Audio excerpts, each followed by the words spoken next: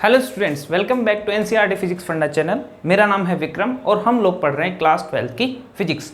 ये हमारा lecture number 5 है, चैप्टर नंबर 2 का, है ना, पोटेंशियल एंड कैपेसिटेंस, है ना, उसका।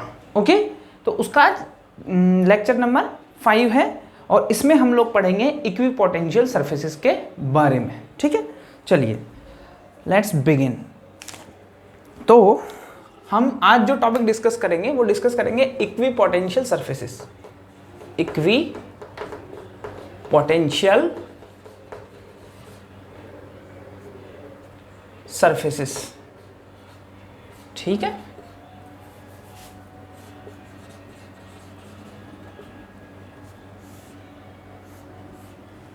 ठीक है, चलिए। तो इक्विपोटेंशियल सरफेसेस का मतलब क्या होता है, इसको ये जो टर्म है इक्विपोटेंशियल, वहीं से समझ सकते हैं। इक्विपोटेंशियल बना है इक्वल एंड पोटेंशियल से।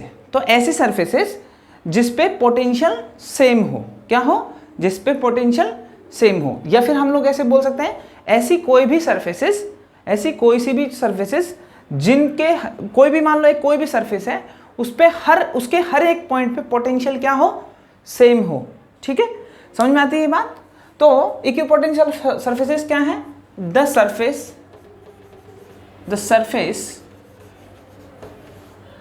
ठीक है, the surface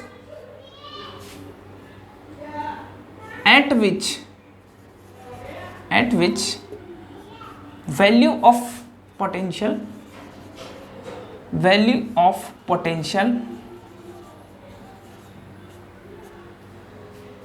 the surface at which value of potential is same, is constant, लिख लो, is constant for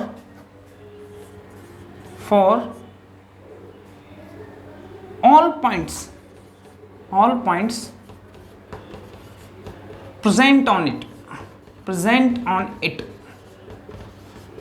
ठीक है, तो क्या ऐसी surface the surface at which value of potential is constant, की वैल्यू ऑफ पोटेंशियल क्या हो, कांस्टेंट हो, for all points present on it. ऐसे लिख लो, प्रेजेंट ऑन इट, मतलब कि मान लो कोई भी सरफेस है, ठीक है, कोई भी सरफेस है, late this is a surface, कोई भी सरफेस है ये, ठीक है।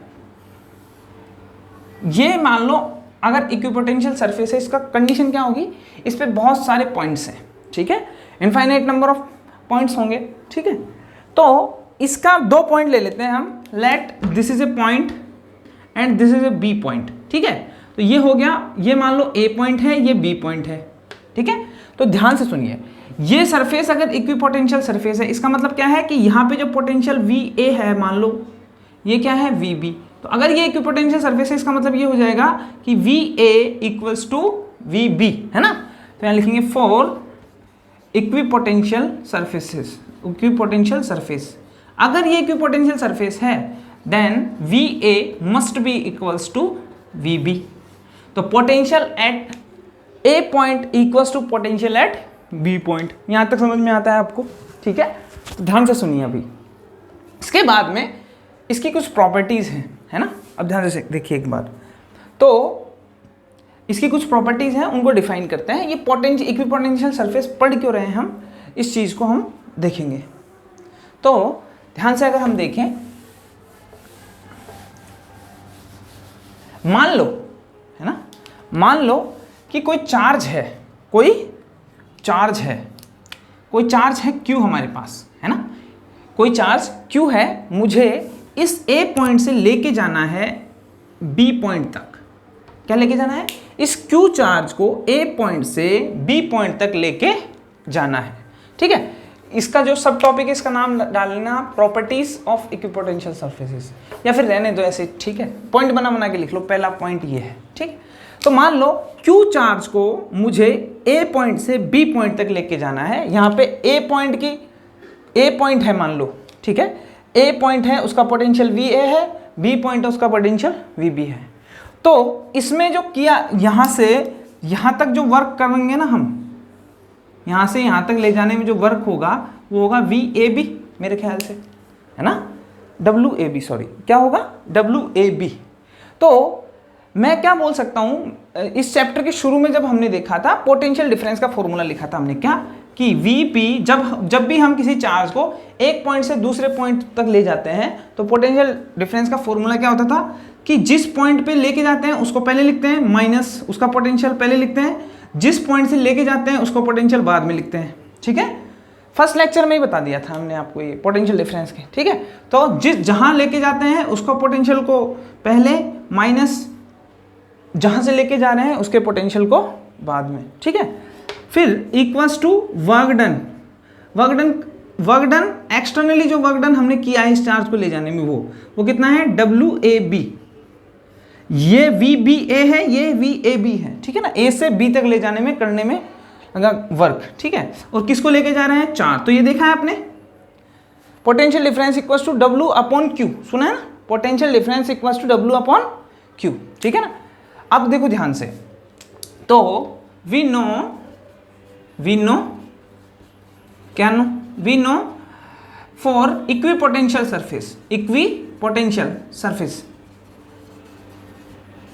सरफेस क्या सर, इक्विपोटेंशियल सरफेस के लिए क्या होता है, VA इक्वल्स टू क्या होता है, VB। सही बात है, तो इसमें VA और VB इक्वल हो गया, तो इन दोनों की जगह कुछ भी पुट कर देते हैं, VB की जगह मैं VA पुट कर रहा हूं, VA दोनों VA हो गए। ठीक है, तो WAB/Q, ये दोनों आपस में कैंसिल आउट हो जाएंगे, तो WAB ये तो 0 आ गया ना, WAB/Q, Q इधर मल्टीप्लाई होएगा तो work done WAB equals to 0। ठीक है, तो अगर ये इक्विपोटेंशियल सरफेस है तो इस चार्ज को मैं यहां से यहां तक मूव करता हूं तो मुझे वर्क डन कितना मिलेगा, 0 मिलेगा। क्या मिलेगा, 0। यही स्टेटमेंट हमको यहां कॉपी करना है। ठीक है, पहले ये लिखेंगे उसके बाद में ये लिखेंगे। पहले मैंने आपको मैथमेटिकल अप्रोच बता दी। ठीक है, तो अब इसको कैसे बोलेंगे कि किसी भी चार्ज को, अगर कोई भी चार्ज Q है, अगर उसको किसी इक्विपोटेंशियल सरफेस के एक पॉइंट से दूसरे पॉइंट तक ले जाते हैं तो क्या होगा कि उस चार्ज को वहां से वहां तक ले जाने में जो वर्क डन होगा वो 0 होगा। कितना होगा, 0। ठीक है ना, तो यहां लिख देंगे इस बात को, इंपॉर्टेंट है। The work done in moving A charge from one point to another point, on an equipotential surface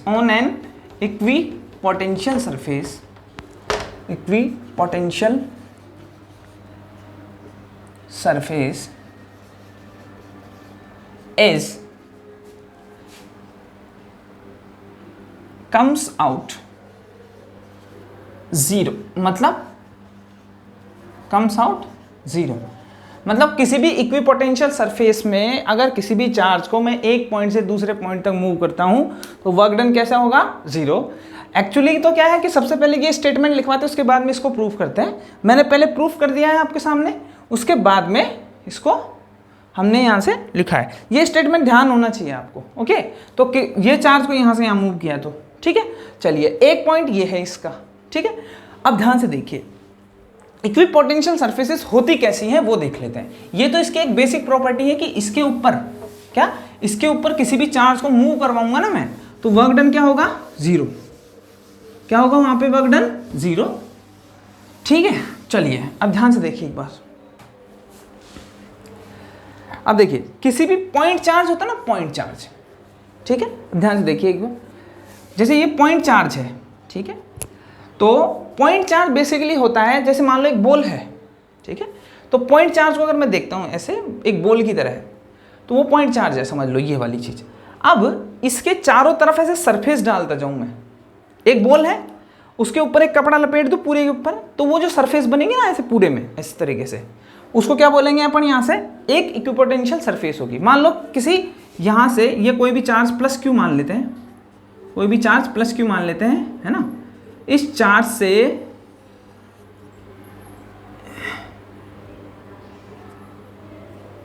ये तो चार्ज है, ठीक है, ऐसे समझ लो, ये तो चार्ज है, प्लस क्यू चार्ज है। इससे r डिस्टेंस पे एक सरफेस बनाता हूं मैं ऐसे, r डिस्टेंस पे, इससे r डिस्टेंस पे r1 बोल देते हैं। तो ये एक इक्विपोटेंशियल सरफेस हो गई, ये भी r1 है, ये भी r1 है, ये सर्कल नहीं है, ध्यान रखना। ये क्या है, एक सरफेस हमने उस बॉल को ओढ़ाई है इस तरीके से, ठीक है ना, एक पूरे को कवर किया है एक बॉल को, तो वो सरफेस क्या होगी, इक्विपोटेंशियल सरफेस होगी, ध्यान रखना इस बात का, ठीक है। ये कोई सर्कल नहीं है, ठीक है। चलिए इसके बाद में मान लो मैं एक सरफेस और बनाता हूं r2 डिस्टेंस पे, तो इसके सेंटर से मान लो इसकी डिस्टेंस है r2, तो ये भी एक इक्विपोटेंशियल सरफेस होगी। तो मतलब ये बोल सकते हैं हम कि बिल्कुल सर्कल है ये एक तरीके से, ऐसे, ठीक है। ऐसे करके बहुत सारी इक्विपोटेंशियल सरफेसेस बन सकती है। मतलब ये जो पूरी सरफेस है ना, ये एक इक्विपोटेंशियल सरफेस है, फिर ये एक सरफेस है, वो एक इक्विपोटेंशियल सरफेस है, और ये एक इक्विपोटेंशियल सरफेस है, वो पूरी इक्विपोटेंशियल सरफेस ही है, ठीक है ना। तो ये सर्कल नहीं है, ये ध्यान रखना, ये 3D फॉर्म है, ठीक है ना। यहां लिख लो, अज्यूम ए स्फेयर, मतलब आपको स्फेयर मानना है, इसको 3D मानना है, और सरफेसेस को अज्यूम 3D में, ठीक है, इस तरीके से। अच्छा ठीक है, चलिए तो हम लोग इसको इस तरीके से मान के चलते हैं। तो यहाँ लिख देंगे इस बात को, यही बात लिखनी है, इक्विपोटेंशियल सरफेसेस, ऐसे लिख लो, for a point charge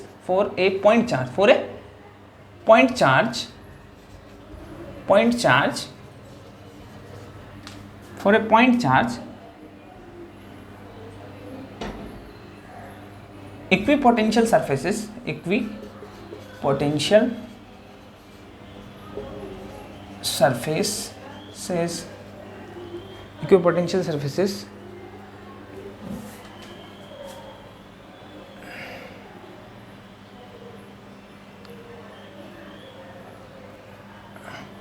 are in form of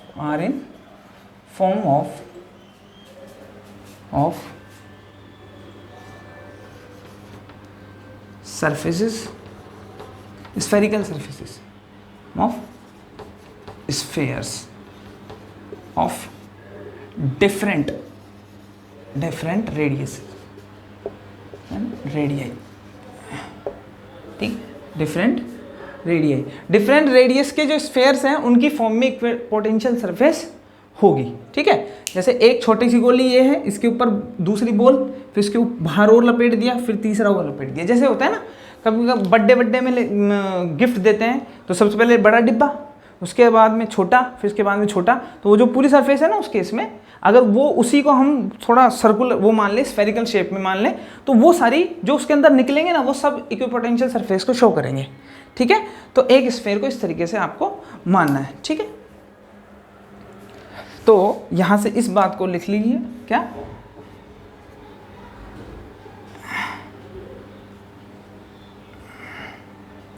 ये भी एक इक्विपोटेंशियल सरफेस ही रहेगी,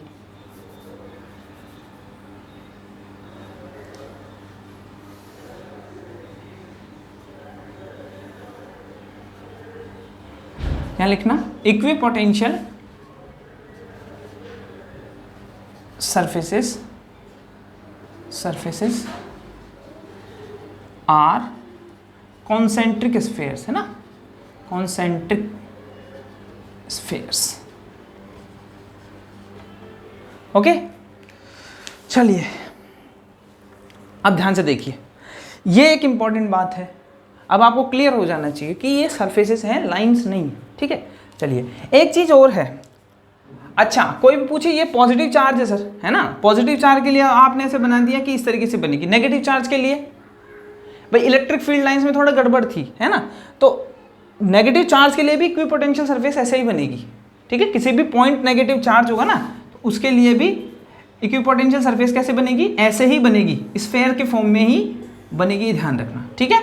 तो इसमें इसको लेके कोई कंफ्यूजन नहीं है, ठीक है। चलिए तो ये डाउट था, तो इसको देख लेना एक बार, ठीक है। अच्छा एक चीज और है, है ना, क्या चीज़ है, एक पॉइंट है, थर्ड वाला पॉइंट है। इसको ध्यान से देखिए, हम लोग मान लो अगर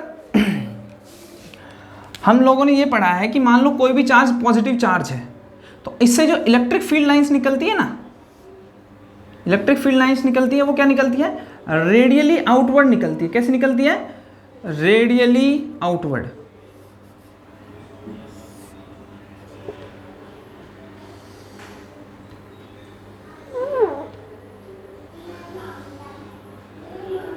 रेडियली आउटवर्ड निकलती है,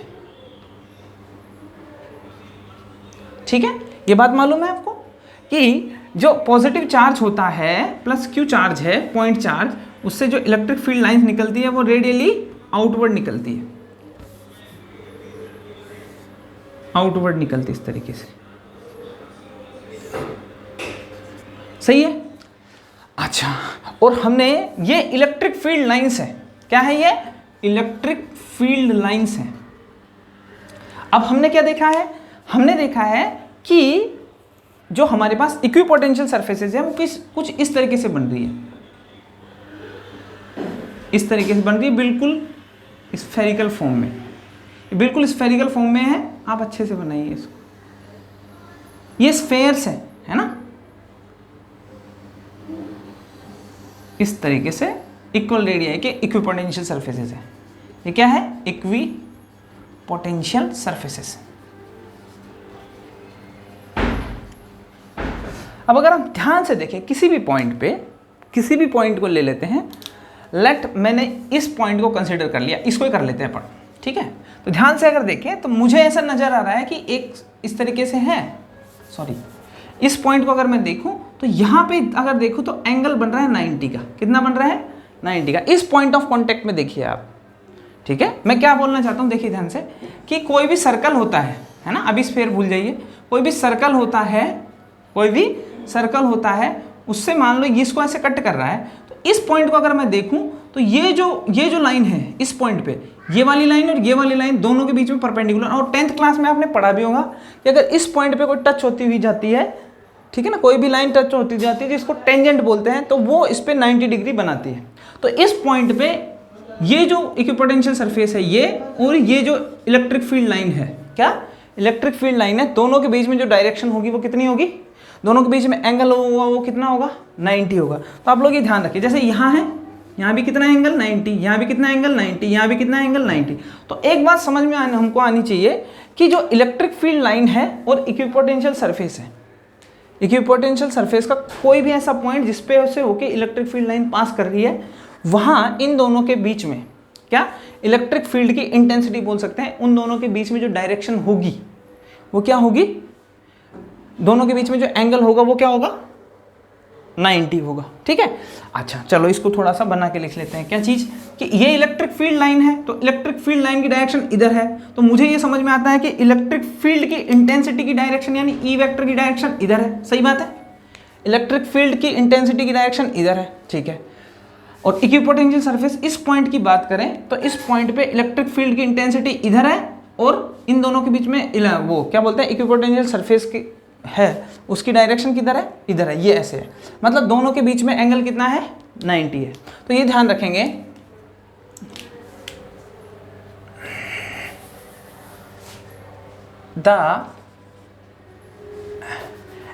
ऐसे लिख लो, at point of contact, at point of contact, at point of contact, contact angle between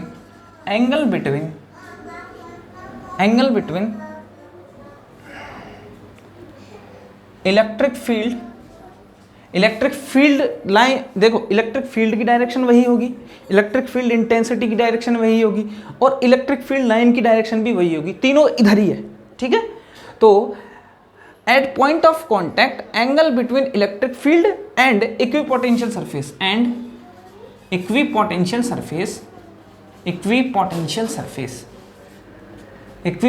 surface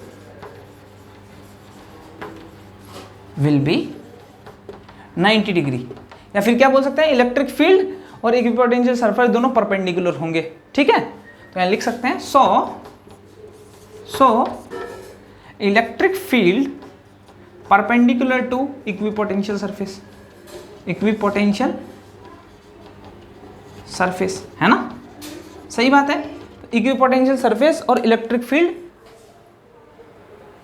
दोनों एक दूसरे के परपेंडिकुलर होंगे, ठीक है, समझ में आती है ये बात। अगर ये नेगेटिव चार्ज होता ना यहाँ, ये तो अभी पॉजिटिव चार्ज है, अगर नेगेटिव चार्ज होता तो क्या होता, कुछ नहीं था, ये ऐसे है, इलेक्ट्रिक फील्ड लाइंस इस तरीके से होती बस, और कुछ नहीं था, इस तरीके से, ठीक है, और कुछ नहीं है, ये इस तरीके से बनती इलेक्ट्रिक वो इक्विपोटेंशियल लाइंस। तो पर फिर भी दोनों के बीच में एंगल कितना है, 90 है, ठीक है। तो आप लोग खाली एक फिगर ध्यान रखिए, ओके। चलिए, तो ऐसा ही क्यों होता है सर, है ना, ऐसा ही क्यों होता है, तो इसका जो आंसर है वो लिखना है हमको, ठीक है। तो हम एक क्वेश्चन लिख लेते हैं इसके बेस पे।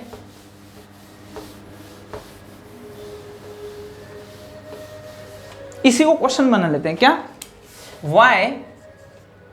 why at point of contact angle between electric field and equipotential surface will 90 degree. क्यों होता है ऐसा, why, कि ऐसा ही क्या जरूरी है, थोड़ा बहुत इधर उधर भी हो सकता है ना, क्या प्रॉब्लम है, तो ऐसा क्यों होता है, उसका रीजन पहचानने की कोशिश करते हैं हम लोग, है ना। आप लोग उसको खाली ध्यान से देखना, क्या बात है। जैसे मान लो कोई भी चार्ज है, कोई भी पॉजिटिव चार्ज है, अब इससे इक्विपोटेंशियल सर्फेसेस, देखो इलेक्ट्रिक फील्ड लाइंस जनरली ऐसा होता है कि हमेशा परपेंडिकुलरली आउटवर्ड ही है, ठीक है, परपेंडिकुलरली आउटवर्ड ही है। आप चाहो तो कैसे बना लो, कोई बात नहीं, चलो हम एक कोई भी केस ले लेते हैं, इक्विपोटेंशियल सर्फेसेस ये हैं, है ना, इक्विपोटेंशियल सरफेस तो ये है, ऐसा है मान लिया। अब मान लो गलती से जो इलेक्ट्रिक फील्ड लाइंस हैं वो इसके इस तरीके से निकल गई, गलती से इसके इस तरीके से निकल गई, अगर ध्यान से देखें तो, ठीक है। निकलनी कैसे चाहिए थी वो अलग बात है, निकलनी चाहिए थी परपेंडिकुलरली आउटवर्ड इस तरीके से, है ना। तो मान लो गलती से, देखो ये यहाँ से ऐसे जानी चाहिए थी, ये ऐसे चलेगी गलती से इलेक्ट्रिक फील्ड लाइन, देखो कैसे जानी चाहिए थी, परपेंडिकुलरली आउटवर्ड ऐसे जानी चाहिए थी ना, ये चली गई किधर, इधर, चलो कोई बात नहीं, इधर चलेगी इलेक्ट्रिक फील्ड लाइन। तो मैं ऐसे मान के चल रहा हूँ कि यहाँ से इसने थीटा एंगल बना लिया, तो इलेक्ट्रिक फील्ड की डायरेक्शन किधर हो गई, इधर। तो ये जो इक्विपोटेंशियल सरफेस से मान लो इसने कितना एंगल बना लिया, थीटा। एक्चुअली बनना ऐसा नहीं चाहिए, तो होगा क्या, तो ध्यान से देखें, अगर हम ये जो सरफेस है ये इस तरीके से है, इस तरीके से, ठीक है, पूरी सरफेस है ये ऐसा। अब इधर से इलेक्ट्रिक फील्ड लाइन ऐसे एंगल बना रहा है, तो इस पे एक वो इसका कंपोनेंट आएगा इस तरीके से, ध्यान से अगर देखें तो इसके साथ में ऐसा एक कंपोनेंट आएगा ना, ठीक है, और ये किसी सरफेस पे है, इलेक्ट्रिक फील्ड की इंटेंसिटी का एक कंपोनेंट ई cos थीटा इसके ऊपर आएगा, किस पे, इस सरफेस, ये सरफेस अगर इक्विपोटेंशियल सरफेस है तो ये वाली सरफेस, तो थीटा के साथ में ये एक नॉन जीरो कंपोनेंट आया है, ठीक है ना। अब ध्यान से सुनिएगा कि मैं एक सरफेस बना रहा हूँ, इसी सरफेस को, ये वाली सरफेस है ना ऐसे वाली, ये कोई सरफेस है, इस सरफेस पे आ रहा है वो ई cos थीटा, क्या आ रहा है, इलेक्ट्रिक फील्ड, मतलब ई cos थीटा इस सरफेस पे है, इस सरफेस पे, इसका मतलब इस पे इलेक्ट्रिक फील्ड प्रेजेंट है, क्या चीज है, इलेक्ट्रिक फील्ड प्रेजेंट है, क्या है, इलेक्ट्रिक फील्ड प्रेजेंट है, इलेक्ट्रिक फील्ड प्रेजेंट है, इसका मतलब वर्क डन करना पड़ेगा हमको, इलेक्ट्रिक फील्ड प्रेजेंट है, इसका मतलब ये हो गया, इलेक्ट्रिक फील्ड का थोड़ा सा कंपोनेंट प्रेजेंट हो तो उसका मतलब भी क्या है, इलेक्ट्रिक फील्ड ही है वो। अब ध्यान से सुनिए, अगर मैं इस सरफेस पे इलेक्ट्रिक फील्ड प्रेजेंट है, इसका मतलब क्या हो गया कि इस सरफेस पे अगर मैं कोई भी चार्ज इसको मूव करवाऊंगा, कि कोई भी चार्ज है इसको मूव करवाऊंगा इस सरफेस पे जिस पे इलेक्ट्रिक फील्ड प्रेजेंट है, तो उस इलेक्ट्रिक फील्ड के अगेंस्ट वर्क करना पड़ेगा हमको, उस इलेक्ट्रिक फील्ड के अगेंस्ट तो हमको वर्क करना पड़ेगा ना, work must be done, work must be done, work done zero नहीं होगा, और वर्क डन अगर करना पड़ेगा इसका मतलब क्या है कि ये एक इक्विपोटेंशियल सरफेस नहीं है, गड़बड़ हो गया ना मामला, और जबकि हमने बोल रखा है कि ये सब इक्विपोटेंशियल सरफेस है, ठीक है। तो अगर ये इक्विपोटेंशियल सरफेस नहीं है तो हम तो पढ़ ही गलत रहे ना, इसका मतलब तो ध्यान से सुनिए, ऐसा क्यों हो रहा है कि हम इसको थीटा कोई परपेंडिकुलरली आउटवर्ड क्यों ले रहे हैं, क्योंकि अगर मैं इससे कुछ एंगल थीटा भी लेता हूं, इसको कोई भी थीटा एंगल पे लेता हूं इसको, तो एक नॉन जीरो कंपोनेंट उस सरफेस पे आता है जिसकी वजह से वहां इलेक्ट्रिक फील्ड की इंटेंसिटी कुछ ना कुछ रहती है, जिसकी वजह से उस सरफेस पे अगर किसी भी चार्ज को मूव करूंगा तो उस इलेक्ट्रिक फील्ड के अगेंस्ट वर्क करना पड़ेगा, जो कि एक इक्विपोटेंशियल सरफेस की प्रॉपर्टी नहीं है। तो इक्विपोटेंशियल सरफेस ही नहीं रही फिर ये तो, ठीक है। तो you have to understand this thing, okay. चलिए मैं इस बात को लिख देता हूं, ठीक है। क्या बात है, देखो ध्यान से, y का आंसर ये है, देखो, if there is some angle between electric field and equipotential surface, some angle theta लिख लो, ठीक है, some angle theta between electric field and equipotential surface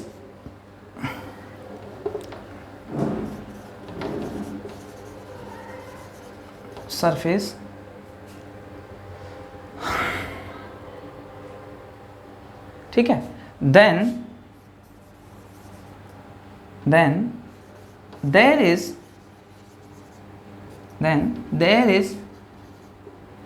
a non-zero component of this field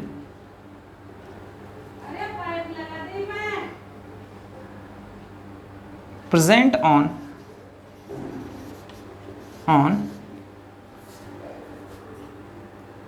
equipotential surface and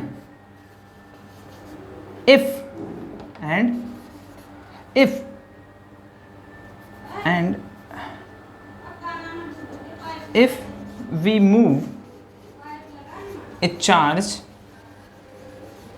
on this surface, then some work done must be there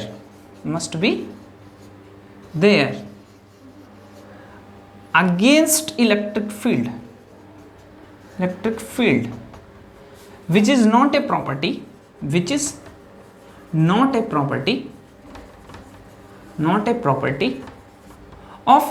of equipotential surface।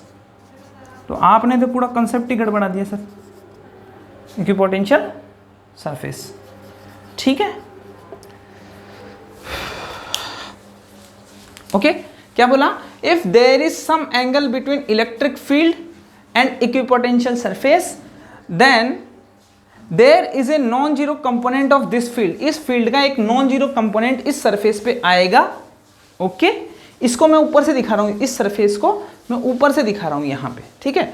तो इस electric field का एक non zero component होने का मतलब टुकड़ा आएगा, तो किसी चीज का टुकड़ा भी तो वही होता है, तो इसका कंपोनेंट ई कोस थीटा यहाँ है, इसका मतलब इलेक्ट्रिक फील्ड प्रेजेंट है, तो इलेक्ट्रिक फील्ड प्रेजेंट है, then there is a non zero component of this field present on equipotential surface, इस पे एक इक्विपोटेंशियल सरफेस पे इलेक्ट्रिक फील्ड प्रेजेंट होगा, ठीक है। And if we move a charge, और अगर हम एक चार्ज को इस सरफेस पे मूव करते हैं, ठीक है, then some work done must be there against this electric field, तो इस इलेक्ट्रिक फील्ड के अगेंस्ट हमको वर्क डन करना पड़ेगा।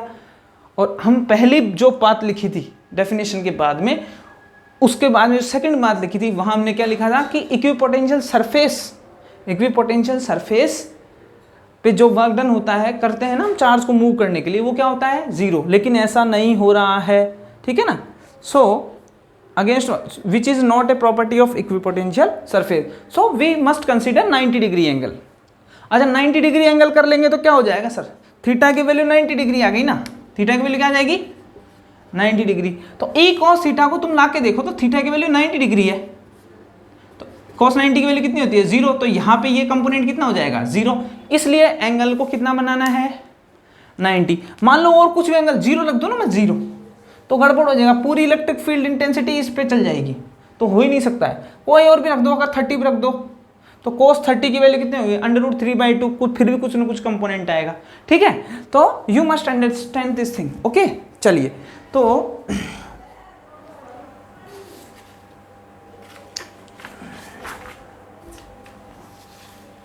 तो इंपॉर्टेंट बात यह है कि इलेक्ट्रिक फील्ड लाइन और इलेक्ट्रिक फील्ड इंटेंसिटी की जो डायरेक्शन है वो हमेशा परपेंडिकुलर रहेगी किसके इक्विपोटेंशियल सरफेस के, ठीक है। तो इक्विपोटेंशियल सरफेस का मतलब समझ में आना चाहिए। इक्विपोटेंशियल सरफेस वो जिसपे कोई इलेक्ट्रिक फील्ड प्रेजेंट नहीं है, ठीक है। चलिए अब ध्यान से देखते हैं, यूनिफॉर्म इलेक्ट्रिक फील्ड के लिए क्या, यूनिफॉर्म इलेक्ट्रिक फील्ड के लिए देखते हैं, यूनिफॉर्म इलेक्ट्रिक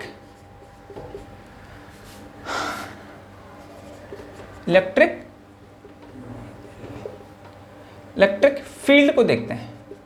अभी ये कौन सा था, हमने जो इलेक्ट्रिक फील्ड पढ़ा अभी कौन सा था, ये बेसिकली नॉन यूनिफॉर्म था, इंक्रीजिंग और डिक्रीजिंग था। क्यों, किसकी वजह से, क्योंकि due to positive charge, point charge, जो कि पॉजिटिव चार्ज भी हो सकता है और नेगेटिव चार्ज होता है। लेकिन अभी हम यूनिफॉर्म इलेक्ट्रिक फील्ड की वजह से हम क्या देख रहे हैं, इक्विपोटेंशियल सरफेसेस कैसे बनेगी। ध्यान से सुनिएगा।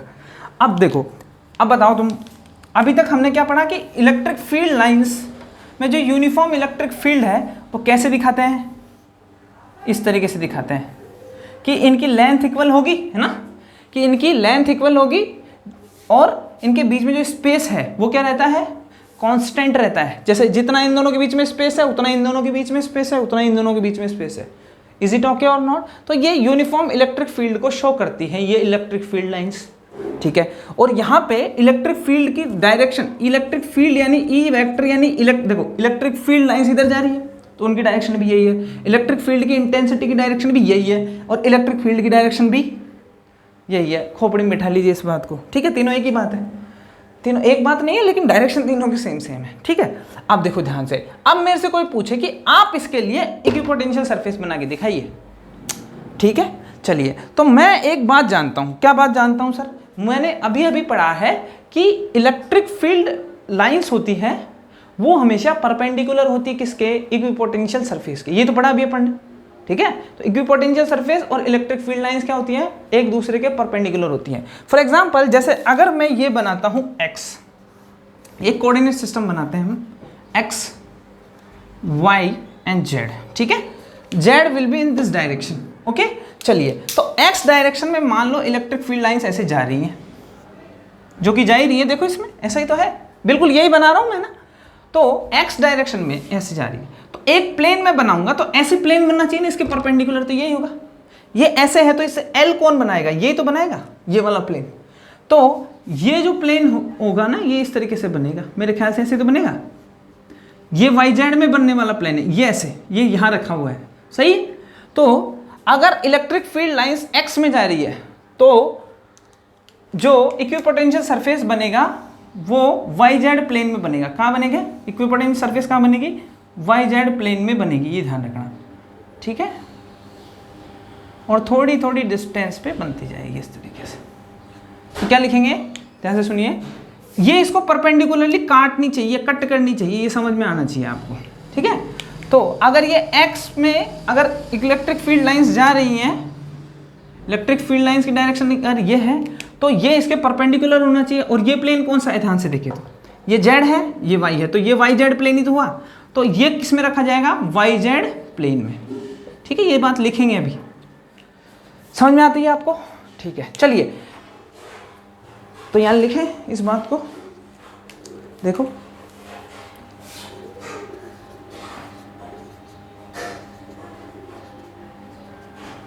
देखो लिख लो इस बात को, if electric field lines, electric field in x direction, electric field in x direction, then क्या चीज है ये, then equipotential surfaces will be will be in YZ plane, YZ plane. Important बात है, यहां प्लेन यूज करना है या डायरेक्शन। एक्स एक्सिस की तरफ जा रही है तो ये तो सिंगल वो है ना, लेकिन यहां एक प्लेन है तो 2D चाहिए, यहां 1D है, ये 2D चाहिए, तो YZ प्लेन लेना है अपने को, ठीक है ना, तो YZ प्लेन में होगी, ठीक है। अच्छा चलो कुछ एक्सरसाइज करते हैं, जैसे कि मान लो कि ये सरफेस, ये जो क्या बोलते हैं, इलेक्ट्रिक फील्ड लाइंस अब की बार इस तरीके से जा रही है, तो डायरेक्शन बताइए, वाई डायरेक्शन में जा रही है इलेक्ट्रिक फील्ड लाइंस। किधर जा रही है? वाई डायरेक्शन में। वाई डायरेक्शन का मतलब ऐसे जा रही है, तो मुझे कैसे रखना पड़ेगा इलेक्ट्रिक फील्ड, इसको इक्विपोटेंशियल सरफेस को इसको परपेंडिकुलर रखना पड़ेगा। ये जा रही है तो एल बन रहा है, एल बन रहा है ना, देखो, ठीक है। अभी ऐसे जा रही थी तो ऐसे रखा, ठीक है, ऐसे जा रही है तो ऐसे रखेंगे। ऐसे रखने का मतलब ये हो गया इस तरीके से, तो ये इस तरीके से रखने में आएगी, इस तरीके से। तो अगर मैं ध्यान से देखूँ, प्लेन बनाए अगर अपन, प्लेन कौन सा हो गया? ये वाला प्लेन है सर, ये वाला मतलब जेड, जेड प्लेन है एक तो, और एक्स प्लेन है, जेड और एक्स, एक तो ऐसे है और एक ऐसे है, तो इसमें इक्विपोटेंशियल सरफेस किस में होगी? एक्स प्लेन में, वो सॉरी जेड एक्स प्लेन या एक्स जेड प्लेन, कुछ भी बोल दो, ठीक है। तो यहां से लिख लो, if electric field lines in Y direction then equipotential surfaces will be in X, Z X लिख लो प्लेन, ठीक है, जेड एक्स लिख लो या एक्स जेड प्लेन लिख लो। अब अगर जेड पूछे तो जो बच रहा है उसी को लिखना है, जैसे एक्स पूछा है तो वाई जेड प्लेन, ठीक है, वाई पूछा है तो जेड एक्स प्लेन। अब मान लो वाई पूछ ले तो वो जेड डायरेक्शन में जा रही है तो ऐसे जा रही है, ऐसे, तो ऐसे रखेंगे तो एक्स वाई प्लेन होगी ना, एक्स वाई प्लेन, ये देखो ये प्लेन है तो एक्स और वाई, एक्स वाई प्लेन हो गया। अगर किसी को समझ में नहीं आता तो आप सीधा याद कीजिए, इसके अलावा जो भी 2 नंबर है वो यहाँ लिखना है, पीछे प्लेन लगाना है, ठीक है। चलिए ओके, तो इतना था ये। इसके बाद में यूनिफॉर्म इलेक्ट्रिक फील्ड में इक्विपोटेंशियल सरफेस किस तरीके से बनानी है, तो इस तरीके से बनानी है, आप ध्यान रखिए इस बात का, ये छोटा क्वेश्चन पूछ सकता है, ठीक है। चलिए एक चीज और है कि मान लो कोई इलेक्ट्रिक डाइपोल है, कोई इलेक्ट्रिक डाइपोल है, electric dipole, what is electric dipole? Electric dipole क्या होता है? It is a system of 2 charges which are same in magnitude but different in, उस पर जो चार्ज होता है वो डिफरेंट होता है, ठीक है, चार्ज डिफरेंट होगा, एक पॉजिटिव चार्ज होगा और एक नेगेटिव, और दोनों सेपरेट रहेंगे किससे? एक स्मॉल डिस्टेंस से, ठीक है। तो उसको क्या बोलते हैं? इलेक्ट्रिक डाइपोल, ठीक है। जैसे ये मान लो एक पॉजिटिव चार्ज है, ठीक है, एक नेगेटिव चार्ज है, सही बात है। चलिए अब इसके लिए इलेक्ट्रिक डाइपोल के लिए मुझे इक्विपोटेंशियल सरफेसेस बनानी है। अब इंपॉर्टेंट बात यह है कि इसमें हमको मालूम है कि अगर ये खाली सिंगल होता, ये नहीं होता, तो हम बिल्कुल गोल गोल बनाते ऐसा, ठीक है, ऐसा इस तरीके से। अब ध्यान से सुनिए, और इसमें भी क्या होता है, इक्विपोटेंशियल सरफेस ऐसे ही बनती, सही है। लेकिन अब ये दोनों एक ही सिस्टम में है, दोनों के बीच में 2a डिस्टेंस है, तो इनके लिए जो इक्विपोटेंशियल सरफेस बनेगी थोड़ी सी अलग बनेगी, कि ऐसे लगेगा कि इक्विपोटेंशियल सरफेसेस एक दूसरे से दूर हटने की कोशिश कर रही हैं, उस तरीके से बनाना है आपको। तो इलेक्ट्रिक डाइपोल में जो इक्विपोटेंशियल सरफेसेस बनेगी वो बिल्कुल सर्कुलर बनेगी, है ना, लेकिन ऐसा लगेगा कि वो एक दूसरे से दूर हटने की कोशिश कर रही हैं, इस तरीके से।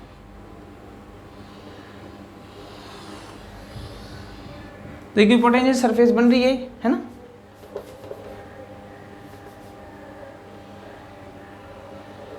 ठीक है, ऐसे ही इधर बनानी है।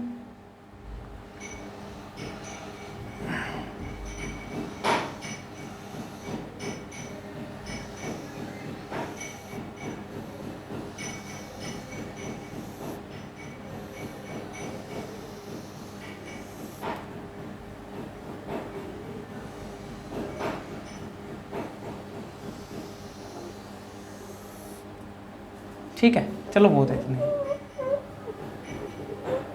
तो इन दोनों के इक्विपोटेंशियल सरफेसेस कुछ इस तरीके से बनेगी, ठीक है। चलिए अब मान लो दोनों अगर पॉजिटिव पॉजिटिव चार्ज है तो, ठीक है, 2 identical charges, two identical positive charges लिख लीजिए, पॉजिटिव चार्जेस। अगर दो आइडेंटिकल पॉजिटिव चार्जेस हैं तो, ठीक है, आइडेंटिकल मतलब एक प्लस क्यू है तो दूसरा प्लस क्यू है, एक प्लस क्यू है तो दूसरा भी प्लस क्यू है, एक प्लस टू क्यू है तो दूसरा प्लस टू क्यू है। दो आइडेंटिकल एक जैसे पॉजिटिव चार्जेस हैं तो उनके लिए इक्विपोटेंशियल सरफेस बनानी है हमको। तो मान लो कि ये पॉजिटिव चार्ज है, ठीक है, और ये भी पॉजिटिव चार्ज, ठीक है, दोनों सेम है, सेम क्वांटिटी के हैं, ठीक है, मैग्नीट्यूड सेम है दोनों का। अब इसमें ऐसे बनाना है कि यहां से थोड़ा सा इसकी तरफ आता हुआ लगे हुए, ऐसे कि इसको इक्विपोटेंशियल सरफेसेस इसकी तरफ आए ऐसे, ठीक है, इस तरीके से।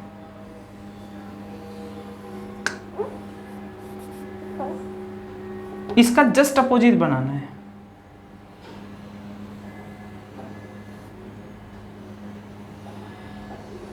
और जैसे ही ये में टच करे इसको इस तरीके से कर दीजिए, ठीक है, यहां तक समझ में आता है, ठीक है।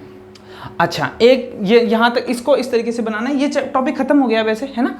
अच्छा, इक्विपोटेंशियल सरफेस के लिए आप लोग एक बात और ध्यान रखिए कि इक्विपोटेंशियल सरफेस कोई भी होगी उस पे दो पॉइंट्स के बीच में पोटेंशियल क्या होगा, पोटेंशियल सेम होगा, है ना। इसका मतलब क्या है कि इसके किसी भी दो पॉइंट कोई से भी ले लूं, उनके बीच में जो पोटेंशियल डिफरेंस है, पोटेंशियल डिफरेंस होगा, वो डेल भी बोल दो, और इसी को छोटे से पोटेंशियल डिफरेंस के लिए हम डीवी भी बोलेंगे, वो क्या होता है, जीरो होता है। इस बात को ध्यान रखना, एक डेरिवेशन आएगा उसमें करेंगे हम लोग। तो आज की क्लास में इतना ही, ठीक है। If you like this video then please like, okay, share and subscribe. Thank you. That's all for today.